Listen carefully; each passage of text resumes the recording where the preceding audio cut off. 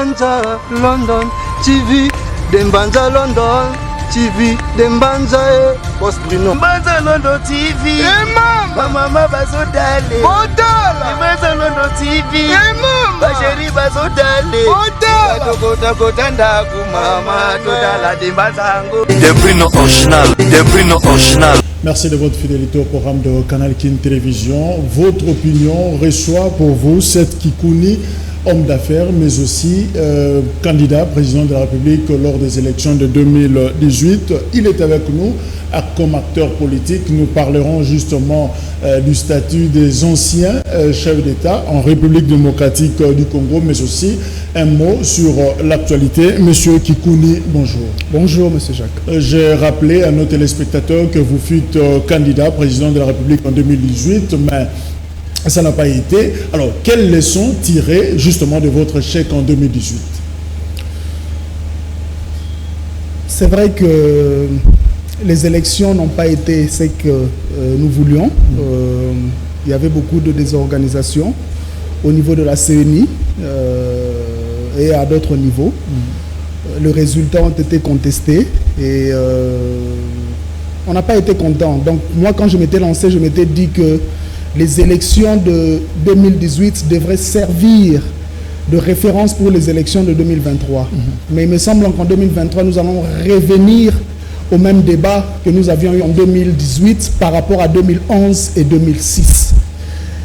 Et de mon côté, je me dis que nous sommes seulement obligés de nous préparer parce que notre travail, notre rôle à nous, c'est de nous présenter de la meilleure façon possible à la population. Donc nous lançons notre parti politique cette année. Et ce parti politique-là, va nous permettre de nous implanter partout dans la République pour affronter les prochaines échéances, à condition bien sûr qu'il y ait une très bonne réforme de la CENI. Nous avons beaucoup appris et nous cherchons maintenant à capitaliser tous les acquis du processus. Alors, sans finir dans votre passé politique, mais ce n'était pas un risque pris en se portant candidat sans base pratiquement. La base, ça s'est créé. Et je ne serais pas connu si j'avais emprunté une autre voie. Je m'étais préparé, mais vous savez, c'est préparer financièrement et établir des bases sont deux choses pratiquement incompatibles. Je m'étais concentré sur le côté finance, vu que je suis opérateur économique. J'ai étudié les sciences politiques. Après l'université, je m'étais dit que finalement, il était temps pour moi d'entrer dans la politique active. Il fallait se préparer. Je me suis concentré sur l'aspect business. J'ai réuni les moyens et je suis venu me présenter. Je ne pouvais pas attendre beaucoup plus longtemps parce que le timing pour moi était le bon. Je m'attendais à ce qu'il y ait élection en 2016. Il n'y a pas eu élection en 2016. Ils ont organisé les élections en 2018. Je me suis présenté en tant que candidat et l'objectif était vraiment de se faire connaître et de passer le message qu'il faut. Aujourd'hui, il y a des acquis qu'on doit reconnaître. Je suis leader d'opinion, je suis suivi par plusieurs personnes et mes idées sont partagées journalièrement, hebdomadairement, mensuellement. C'est déjà quelque chose de très positif à mon avis qu'il faut simplement capitaliser pour le futur. Et vous soutenez Félix Tshisekedi, le président? J'étais optimiste au début, mais je suis maintenant très pessimiste par rapport à sa politique pour plusieurs raisons. Que reprochez-vous à la politique de Félix Tshisekedi justement? D'abord, en termes de principe, on était très mal parti. Au début, nous avions l'impression qu'on avait plusieurs présidents. D'un côté, il y avait Kamere qui portait ombrage au président de la République. De l'autre côté, nous avions Kabila qui, malgré la passation de pouvoir, essayait à chaque occasion de nous montrer qu'il détenait une grande partie du pouvoir. C'est vrai qu'il détient une grande partie du pouvoir, mais il ne détient pas l'institution président de la République. Il devrait au moins respecter cela, mais au début, c'était quand même difficile pour lui de se comporter en ex-président. En ex-président. Il y avait aussi un problème par rapport à la politique intérieure du président. Vous savez, sur le plan de l'exécution de programmes, j'avais l'impression que tout était improvisé. Développer un pays, diriger un pays demande une certaine planification. C'est comme si rien n'a été planifié. Ils ont fait des choses à la légère. Aujourd'hui, nous voyons les conséquences. Nous sommes en train de payer le prix des décisions qui n'ont pas été prises comme il se devait. Mais en tant qu'ancien candidat président de la République comme Félix Tshisekedi en 2018, est-ce qu'il vous consulte aussi? Nous avons été consultés au début, quand il a été proclamé par la CENI. Nous sommes allés le voir. J'étais à la tête d'une grande délégation, forte délégation des candidats présidents. J'étais le porte-parole de cette délégation-là. Nous sommes allés le voir, nous avons parlé, nous avons échangé. C'était de très bons échanges. Et après, quand il a été confirmé par la Cour constitutionnelle, il nous a invités à la cité de l'OUA. Nous étions au nombre de 4. Nous sommes allés là-bas, nous avons parlé. C'était surtout par rapport à la suspension du Sénat et au bruit par rapport à la corruption durant ces élections-là des gouverneurs et des sénateurs. Exactement. On a parlé, nous lui avons fait part de nos préoccupations, il nous a écoutés, nous avons parlé. Et de temps à autre sur WhatsApp aussi, bon, on essaye de se saluer. La dernière fois qu'on a parlé, c'était quand il avait, pendant les funérailles d'Étienne Tshisekedi, j'avais envoyé mes mots de condoléances, il avait répondu et voilà. Et vous pensez qu'il tienne quand même compte de vos avis, de vos suggestions? Définitivement, nous faisons pression à notre niveau. Chaque fois qu'il y a un problème dans l'opinion publique, nous prenons les devants pour dénoncer. Et généralement, nous voyons le pouvoir faire marche arrière. Ils voulaient fêter l'alternance, nous avions dénoncé. Et ils avaient fait marche arrière, nous avons tous vu comment ça s'est passé. Il y avait ce problème-là avec le Rwanda, ce rapprochement-là qui n'était pas très bien perçu par une grande partie de la population. Je crois qu'ils ont aussi fait marche arrière. Il y a plusieurs sujets pour lesquels nous prenons la parole pour dénoncer. Et je crois que d'une certaine manière, ils nous écoutent et puis ils agissent de façon à satisfaire l'opinion nationale. Seth Kikuni, c'est aussi un opérateur économique pendant ces temps de Covid-19. Quel est le comportement maintenant? Comment vous voyez l'avenir même de vos business? En tout cas, s'il faut parler de tout le monde, vous pensez que l'économie est en train de chuter ou il y a encore de l'espoir? Vous savez, dans chaque crise, il y a des opportunités, je dois l'avouer. Mais cette crise est différente des autres crises pour la bonne et simple raison que les moyens de production là, la volonté de travailler est là, les travailleurs sont là, mais on ne sait pas travailler à cause de la maladie parce que l'État ne nous autorise pas d'aller travailler parce qu'il y a risque de se faire contaminer, il y a risque de mourir. C'est une situation inédite qui nous dépasse. Et vous savez, nous évoluons dans une économie qui est très très fragile. La République démocratique du Congo est un environnement très hostile déjà au business. Et nous espérons, nous prions, nous croisons les doigts qu'il y ait plus de peur que de mal. Mais la situation n'est pas bonne, nous sommes très affectés. Ça fait 2 mois que nous sommes fermés. Ce n'est pas une bonne chose pour le business, surtout que nous sommes au début de l'année. Vous savez, c'est au début de l'année que nous investissons tout notre cash dans la marchandise, dans l'espoir de vendre. Et une crise qui intervient au tout début de l'année, au mois de mars plus précisément, est un coup dur pour chaque opérateur économique. Alors, parlons du statut des anciens chefs de l'État.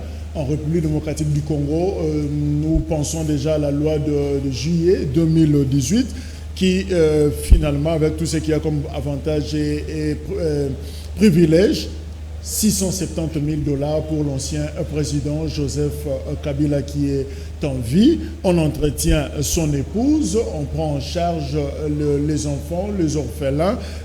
Pratiquement, vous pensez que c'est trop ou c'est réaliste? C'est trop et c'est de la folie, à mon avis. Vous savez, nous sommes dans un pays pauvre, on doit le reconnaître. Nous avons un budget d'à peu près 5 milliards ou 6 milliards de dollars. Nous avons des institutions qui sont très budgétivores, qui consomment presque 70% de ce que nous produisons à l'intérieur du pays. Je suis contributeur, je suis homme d'affaires, je sais de quoi je parle. Et voir que cet argent-là qui devrait servir à améliorer par exemple le secteur de santé, de l'éducation, est utilisé pour entretenir un ancien président que nous tous considérons comme prédateur parce qu'il a dirigé pendant 18 ans et il est extrêmement riche. On voit son épouse se vanter partout à travers les dons. La dernière fois, on l'a vu dire qu'ils avaient des champs qui peuvent nourrir toute la République. Entretenir de telles personnes, je pense que c'est pratiquement de la folie. J'essaie d'être équilibré dans mon analyse. Parce que d'un côté, je suis d'avis que l'anticabilisme doit cesser d'être cette idéologie-là par défaut de l'opposition politique. Ça doit cesser d'être le langage de contestation politique. Mais de l'autre côté, je pense que Kabila a mal géré ce pays. Parce que leur empire privé est beaucoup plus prospère que l'État qu'ils nous ont laissé. Si dans l'espace public, dans la gestion de la chose publique, il n'a pas pu trouver des collaborateurs, comment arrive-t-il à maintenir son empire? Ce sont des questions qu'on doit se poser. Cela veut dire qu'il a des gens. Ce n'est pas Kabila qui part gérer lui-même toutes ces entreprises. Mais les entreprises de l'État sont en faillite, mais les entreprises privées de Kabila prospèrent. Il y a un problème. Parce que moi, en tant qu'opérateur économique, si j'arrive déjà à gérer ma boîte privée, une fois que j'ai un poste politique public, je vais constituer une équipe qui va me permettre d'atteindre mes objectifs. Et Kabila était président de la République. Cela veut dire qu'il avait une plus grande marge de manœuvre, plus grande que celle de ministres ou de PDG des entreprises. Voilà, c'était le sommet. Il pouvait tout faire, il pouvait choisir n'importe quel collaborateur. Il ne l'a pas fait, le pays est en faillite. Toutes les entreprises publiques sont en faillite. Mais les entreprises de l'État et les entreprises privées aujourd'hui prospèrent. Lorsque vous voyez le cas par exemple de Sonaïdro, Sonaïdro est presque en faillite. Ils ont besoin de 50 millions de dollars pour se relancer. Mais Kabila a investi dans le pétrole. Ils sont en train de construire des stations. Ça porte déjà des noms que je ne veux pas citer. Comment sont-ils arrivés à le faire? Ils pouvaient faire la même chose pour les entreprises étatiques. Ça prouve qu'il y a eu un problème que nous devons dénoncer. On ne veut pas les dénoncer maintenant parce qu'on a assisté à une première alternance. On le laisse tranquille, mais cela ne veut pas dire qu'il est pratiquement innocent. Non, Kabila reste un prédateur, ça on doit toujours se le dire. Tout calcul fait, 8 40 000 $, c'est ce que touchera l'ancien président Kabila par an. Et si on fait le même montant en 10 ans, Kabila touchera 80 millions de dollars. Alors, cette Kikouni, vous dites, c'est lui qui nous doit tout et non le contraire. N'est-ce pas trop? Vous êtes en train de personnaliser le débat finalement. Non, mais Kabila était président de la République. Son travail était de permettre à ces pays d'aller de l'avant. Vous savez, quand vous avez un parti politique, lorsque vous êtes acteur politique et vous décidez de vous présenter aux élections, vous venez avec un programme. Ce programme-là est un contrat moral que vous signez avec vos probables électeurs. Vous venez avec votre programme, vous dites, voilà, moi je vais faire A, B, C, D et E par exemple. Et les électeurs viennent avec leur voix pour vous donner cette confiance-là. Ils vous disent, ok, vous nous avez promis ceci, nous on vous donne la monnaie, on paye. Réalisez maintenant ce que vous nous avez promis. Kabila a été élu à 2 reprises. Il a pris le pouvoir en 2001. Mais les promesses faites et les réalisations que nous avons aujourd'hui ne concordent pas. Il a échoué dans son mandat, ça on doit se le dire. Ce n'est pas parce qu'il a organisé des élections et qu'on a un nouveau président qu'on doit oublier 18 ans passés. On a vu ce que Félix Tshisekedi, malgré l'absence de planification, a essayé de faire en quelques mois. Ce n'est pas ce que Kabila a fait en plus de 18 ans. Non, on doit se le dire. Il a échoué et il nous doit tout ce qu'il a aujourd'hui et tout ce qu'il est. Il nous doit son Kingakati, il nous doit sa fortune, il nous doit même le fait d'être resté dans ce pays. Ça signifie quoi? On doit auditer l'ancien président. À un certain moment, nous devons le faire. Nous sommes obligés de le faire. Parce que si on doit protéger les anciens présidents, tout président qui viendra se permettra de faire n'importe quoi et à la fin, on n'aura plus rien qui va nous rester. Parce qu'aujourd'hui, on dit de Kabila qu'il est l'homme le plus riche de la République démocratique du Congo. Est-ce vrai ou faux? Dans les faits, on sait voir qu'il est très riche. Parce que Kingakati, c'est un État dans un État, on doit se le dire. Le PPRD a beaucoup de moyens. Le PPRD a présenté plus de 15 000 candidats. C'est 3 fois plus que tous les autres candidats de l'opposition. Présenter des candidats dans les élections dans ces pays, 15 000 candidats déjà au niveau législatif, mais c'est énorme, ça demande beaucoup d'argent. Et nous avons appris qu'il était celui qui avait financé toute cette campagne-là. Donc ils ont de l'argent. Où ont-ils trouvé cet argent-là? C'est dans les caisses de l'État qu'ils ont trouvé cet argent. Que suggérez-vous, cette Kikouni? Doit-on réviser cette loi de 2018? Nous sommes obligés de réviser. Statut des anciens. Nous sommes obligés de réviser cette loi-là. Mais malheureusement, nous n'avons pas la majorité dans le Parlement, encore moins dans le Sénat. Nous n'avons pas l'exécutif même au niveau provincial, dans les assemblées provinciales, nous n'avons pas ce pouvoir-là. Et je crois que l'objectif pour 2023 serait d'abord de changer ces rapports de force-là. Pour qu'il y ait vraiment changement, deux choses doivent entrer en jeu. Premièrement, il faut que le rapport de force change. Au moment où nous parlons, il n'y a pas eu de changement en termes de rapport de force. Kabila a tout le pouvoir, il peut tout faire, sauf la présidence. Et vous savez, la présidence aussi dépend des autres pouvoirs, notamment le pouvoir législatif. Deuxième chose, il faut que les éléments de changement puissent l'emporter sur les éléments de la continuité. Jusque-là, les éléments de changement ne l'emportent pas sur les éléments de la continuité. Nous avons l'impression de vivre les prolongations de l'époque Kabila sur le plan social, par exemple. Donc Kabila continue. Kabila continue et cette tendance-là doit changer. Raison pour laquelle en 2023, c'était une erreur qui a été commise au niveau de l'opposition. Nous sommes beaucoup plus concentrés à l'élection présidentielle. Mais est-il possible de contourner cette omniprésence de Kabila?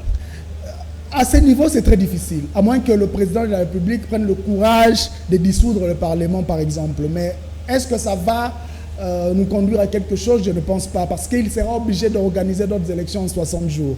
Organiser d'autres élections en 60 jours demande de l'argent, non seulement pour l'institution CENI, mais aussi pour les partis politiques qui vont se présenter à ces élections-là. En ce moment, le seul parti, le seul regroupement qui a beaucoup d'argent, c'est le FCC, c'est le PPRD. Donc même si on doit réorganiser des élections, nous ne saurons pas battre cette machine-là. Nous avons besoin de temps pour nous faire de moyens. Nous autres, nous sommes opérateurs économiques, on se débrouille, les autres aussi se débrouillent. Et aussi conscientiser la population finalement à commencer à contribuer pour les politiciens. Qu'est-ce qu'on comprend finalement de vos dires? Kabila est incontournable.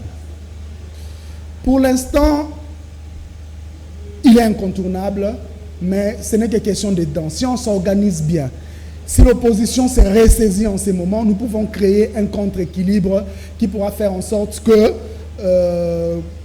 la marge de manœuvre que Kabila a puisse d'une certaine manière se réduire. Parce que l'État, ce n'est pas seulement les institutions, il faut le savoir aussi. Il y a aussi la pression populaire qui compte. Parce que nous sommes dans un système, c'est comme cela qu'on explique en sciences politiques. Le système est fermé, mais il y a des choses qui nourrissent le système. Il y a les exigences, il y a les soutiens. Et c'est à partir de ces exigences et de ces soutiens-là que le système prend des décisions. La décision d'organiser les élections a été aussi le résultat de plusieurs pressions et exigences de la part de la population. Si on s'organise en ces moments, pas en ordre dispersé, si on s'organise, on fait pression, je crois que face aux institutions que Kabila détient, il y aura la population détentrice du vrai pouvoir dans le pays. Alors, une plainte par exemple contre l'ancien président, une dénonciation pour crime contre l'humanité entre guillemets, le fait du pasteur l'évêque Mukuna.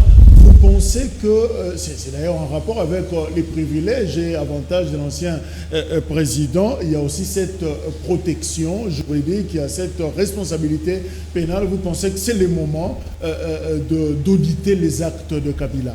Non, ce n'est pas opportun. Vous savez, je ne comprends même pas pourquoi est-ce qu'il s'est précipité de la sorte. Il y a une loi qui protège les anciens. Vous parlez de Mukuna? Oui, je parle de Mukuna. Il est pasteur. Moi, je suis contre le fait que les clergés, les pasteurs puissent se mêler de la politique.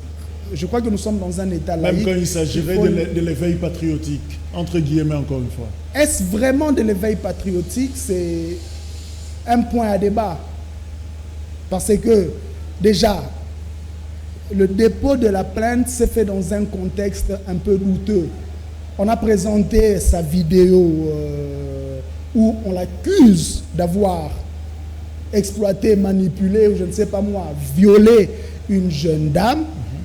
Et dans la démarche de sa défense, il se précipite pour aller déposer la plainte en disant que c'est Kabila qui a monté cette image-là. Déjà, on n'est pas sûr que c'est Kabila qui a fait cette image-là.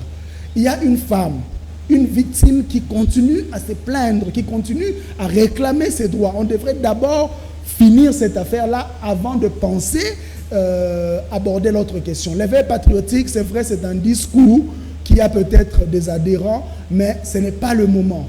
Nous avons besoin de mieux nous organiser pour attaquer, contre-attaquer ou encore reprendre le pouvoir que le FCC ou encore le camp Kabila détient. C'est quand le moment? Le moment viendra. Écoutez, il y a toujours un moment de déclic. Et je crois que la mort de Rossi Mukendi, par exemple, avait réveillé beaucoup de gens. La révolte, ce n'est pas quelque chose qui arrive du jour au lendemain. Ça ne se passe pas en une seule nuit, non. Il y a un message qui est véhiculé, qui vient peut-être des élites. Ce message-là atteint la masse. La masse transforme ce message-là et le renvoie au niveau des élites. Et les élites prennent ce message-là pour renvoyer encore à la masse, et à un certain point, il y a un déclic que personne ne peut contrôler. C'est comme ça qu'on a connu les révolutions arabes. Vous vous direz que voilà pourquoi les Arabes se sont tués tous ces temps. Il a fallu qu'une personne puisse s'immoler pour que les gens puissent descendre dans la rue. Non, c'était le moment de déclic. Cette Kikouni veut apprendre au peuple congolais qu'il y a un délai pour dénoncer le mal. Pas dans ce sens-là. Il y a un processus. Et ce processus-là, ce n'est pas des individus qui contrôlent cela, c'est le peuple. Quand la souffrance atteint son paroxysme, le peuple finit par se réagir. C'est inévitable, c'est inévitable. C'est vrai qu'aujourd'hui, il y a des facteurs externes qui empêchent au peuple de se révolter. Mais nous allons arriver à ces révoltes-là. Ce n'est que question de temps. Vous ne pouvez pas forcer les choses. Lorsque vous forcez les choses, vous allez obtenir des résultats très contestés et qui peuvent nuire à toute la nation. Et vous estimez que la démarche Mukuna est inopportune. Est-ce que vous voyez dans cette démarche Mukuna un jeu obscur de l'Union pour la démocratie et le progrès social, les partis présidentiels? Difficile à dire parce que vous savez, moi en même temps je suis politologue, je ne peux que me fier à l'observation, à ce que je vois. Je ne peux pas donner des explications complotistes que je ne maîtrise pas, non. Ce que moi je vois, c'est ce que tous les Congolais voient. Kabila a très mal dirigé ce pays, mais nous avons un nouveau président. C'est une première. On voulait d'abord consolider cela. Après avoir consolidé cet aspect-là de choses, nous allons maintenant trouver un mécanisme pour questionner le passé. C'est important. On doit faire la paix avec le passé. Sinon, dans le futur, nous allons revivre les mêmes problèmes. C'est inopportun pour lui d'entamer cette démarche-là. Et je ne pense même pas que l'UDPS peut manipuler Mukuna à entamer cette démarche. Pour la bonne et simple raison que l'UDPS elle-même est en coalition avec le FCC. Beaucoup de choses se disent par rapport aux élections. Félix Tshisekedi n'a pas demandé à la CENI de publier les résultats bureau de vote par bureau de vote. Il y a encore des contestations, il y a encore des doutes là-dessus. Je ne pense pas que Félix Tshisekedi peut prendre ce risque-là d'attaquer frontalement Joseph Kabila, même à travers Mukuna, je ne le pense pas. Monsieur de l'UNC, Union pour la nation congolaise, du directeur de cabinet et de Félix Tshisekedi, certains citaient quand même l'UDPS comme étant derrière le dossier Caméré. C'est aussi une spéculation à mon avis. Et je le dis pourquoi? Parce que il faut faire une analyse scientifique de la situation. Vous savez, tout ce que nous faisons aujourd'hui, nous serons en mesure de l'expliquer à nos petits-enfants sous forme de cours, sous forme de matière académique.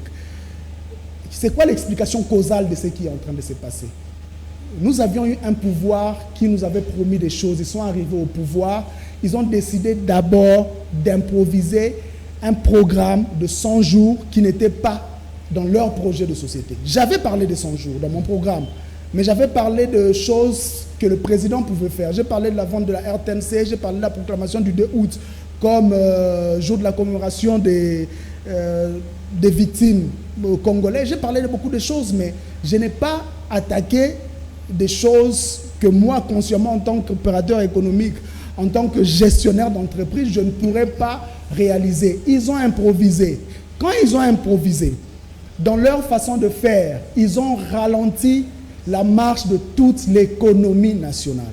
Écoutez, ce programme de 100 jours a bouleversé beaucoup de choses. Je suis opérateur économique. En 2019, le chiffre d'affaires que nous avons réalisé ne ressemble pas au chiffre d'affaires que nous avions dans les années précédentes. Pour la bonne et simple raison que la circulation des biens et des marchandises et des personnes ici à Kinshasa a été ralenti à cause de travaux de saut de mouton, par exemple.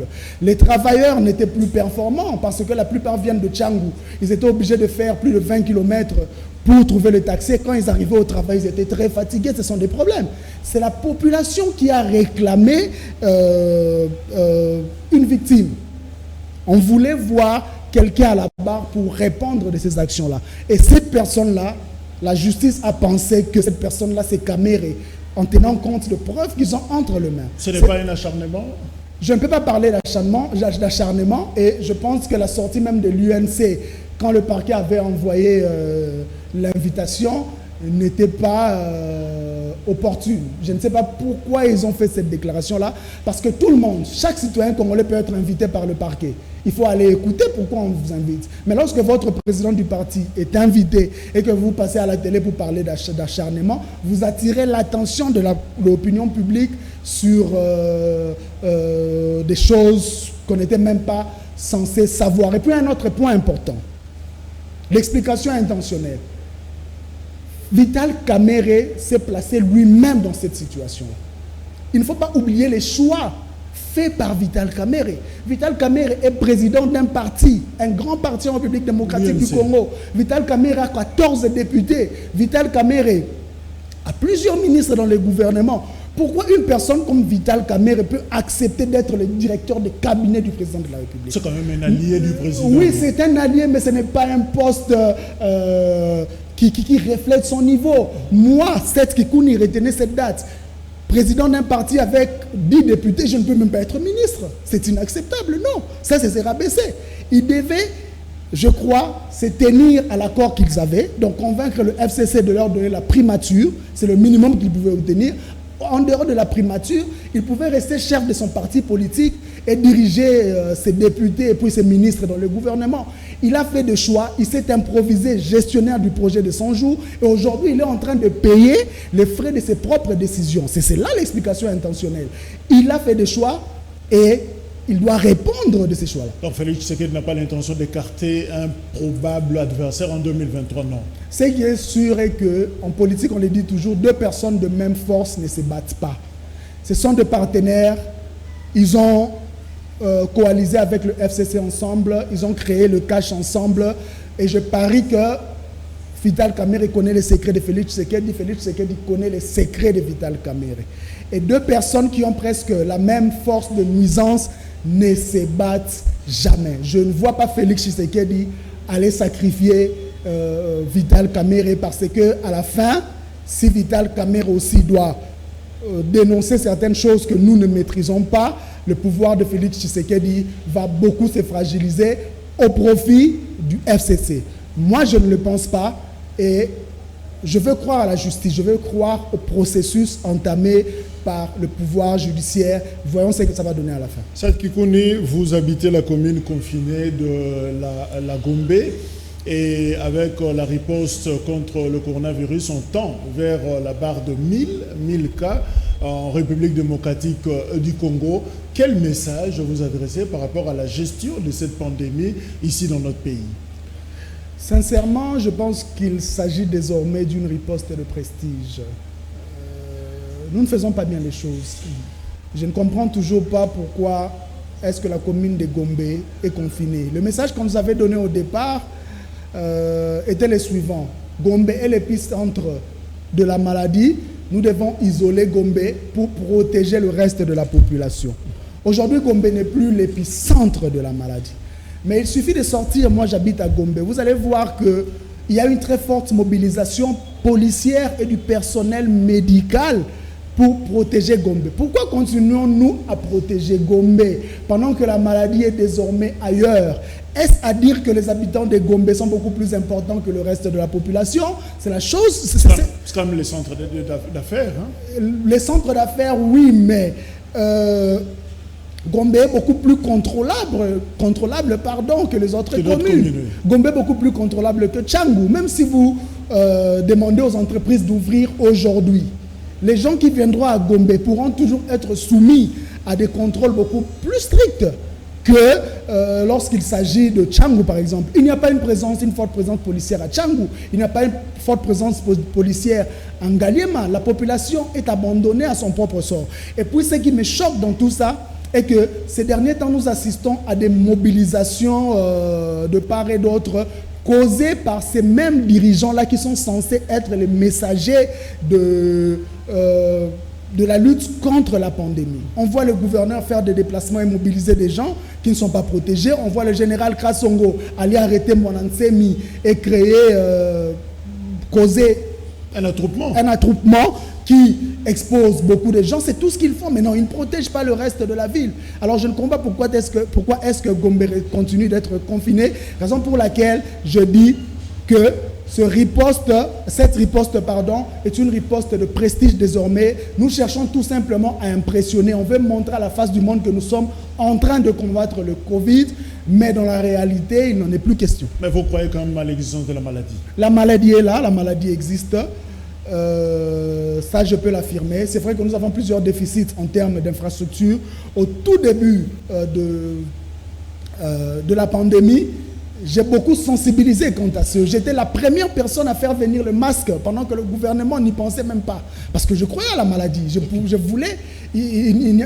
Les gens voient l'aspect l'aspect argent derrière ça. Ce n'était pas ça le but. Le but était vraiment de protéger la population. J'avais fait venir des masques qu'on a vendus, qu'on a distribués. On a fait des dons dans des communes, dans des hôpitaux. Nous continuons à le faire. La maladie est là. Mais il faut qu'on soit sérieux dans notre façon de mener cette riposte. Sinon, nous allons créer un autre problème que nous n'arriverons pas à gérer. Seth Kikouni, merci d'être venu. Je rappelle que vous êtes opérateur économique, ancien candidat à la présidentielle de 2018 ici en République démocratique du Congo. Encore une fois, merci. Je crois que ça ne serait pas la dernière fois. On aura encore besoin de vous pour commenter l'actualité. Merci de votre fidélité. Je vous retrouve au prochain numéro. Suivez votre opinion sur Canal King Télévision, King Actu et TV sur TNT, mais aussi nous sommes présents sur YouTube. Merci. Au revoir. Dembanza London TV, Dembanza London TV, Dembanza Boss Bruno. Dembanza London TV. Mama bazodale. Dembanza London TV. Basheri bazodale. Kota ndaku mama todala Dembanza ngo. Des prix non original, des prix non original.